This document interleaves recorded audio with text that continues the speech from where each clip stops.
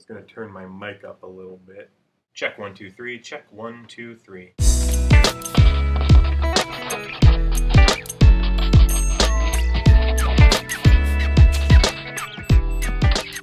Let's call this Season 2 of Scribble Theology. I do apologize for the hiatus. I was busy getting new jobs and getting married and stuff. We're thinking of doing a Mrs. Scribble Theology spin-off. But during the whole last year, something's really been bothering me, and I want to talk to you about it. A while back, some dude named Jake put my video on why you should believe in the rapture in a playlist about the rapture. So apparently, I'm an expert now. I don't think Jake watched the video. Anyway, I looked into Jake, and what I've learned about him is that he likes music and art and books and absurdity and sincerity, and he does not believe in evolution. Who doesn't like music? As you may have guessed, I'm the kind of person that likes to read up on things and learn about new ideas. So I started looking into the debunking of the theory of evolution, and I immediately got really, really stupid. I like how all these flat earth types are always emphasizing how evolution is a theory. You know what else is a theory? Gravity. Holy crap, did you see that? I proved gravity! For the record, biological evolution is scientific fact. The mechanism of evolution is what is the subject of several theories. And yet some people, who apparently have given up on disproving gravity, seem hell-bent on debunking evolution.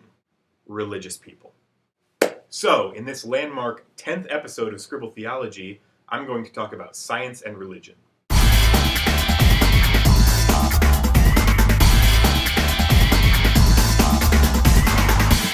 The relationship between science and religion has been the subject of study since classical antiquity. Recently, commentators have talked about 4 different characterizations of this relationship: conflict, independence, dialogue, and integration. According to the conflict theory, science and religion have been in conflict with one another throughout history, though apparently nobody noticed until the 19th century when John William Draper and Andrew Dixon White, 2 people whose names you will never again hear in your life, pointed it out. One of the most widely believed mistaken claims of this theory is that people throughout the Middle Ages thought that the Earth was flat. Nobody ever believed that, except Jerry Falwell and Prince Caspian. In fact, every educated person knew not only that the Earth was round, but its approximate circumference as well. The exception being Christopher Columbus, who accidentally ran into the Americas while trying to prove his dumbass notion that the Earth was secretly smaller than everybody thought. Columbus died thinking he'd found the east coast of India. In the scholarly realm, the notion that religion and science are inherently in conflict with one another is really only maintained by a couple of lunatic religious fundamentalists in one corner and a couple of lunatic atheist fundamentalists in the other. Apparently Jake is part of that first group.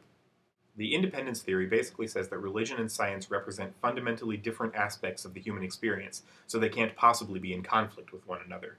You might say, though I disagree with you, that science is for what we can observe and religion is for what we can't.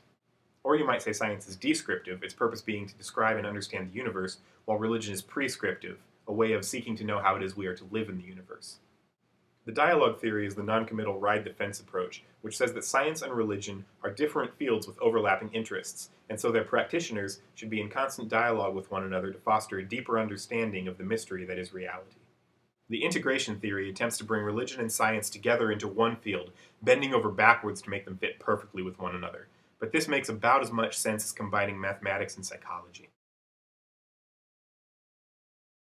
The fact remains, though, that many religious folks, young and old, struggle to reconcile the truth claims of their faith with the truth claims of science, evolution being one of the most common sticking points. The issue is we have this holy text, and our entire faith is predicated on the idea that it's true. And so if God didn't create the world in 6 days, and a flood didn't cover the whole earth, and Jesus wasn't born of a virgin and didn't turn water into wine, then why does it matter? It matters because it's true. Let's talk about the difference between truth and fact. Fact, not truth. Our modern understanding of truth is very much literal. If those things in the Bible are not literally, factually true, if they didn't really happen, then the Bible is lying to us. The problem is, that's ascribing a notion of truth to a people who did not share that notion. The ancient understanding of truth did not require something to be factually or historically accurate for it to be considered true. The people who wrote that the walls of Jericho came tumbling down before the Israelite army, something we know to be factually untrue, weren't lying. They were simply articulating the perceived miracle that their God had ushered them into the promised land and before them laid waste to a city that otherwise could have been the end of their journey. The Bible is an account of a people's relationship with their God. It is a mythology, an anthology, a confessional, a lament, and it is true. But neither God nor Moses would ask us to willfully disbelieve scientific fact because of something we read in an ancient text. The Christ that gave sight to the blind would never ask us to close our eyes. Except Saul.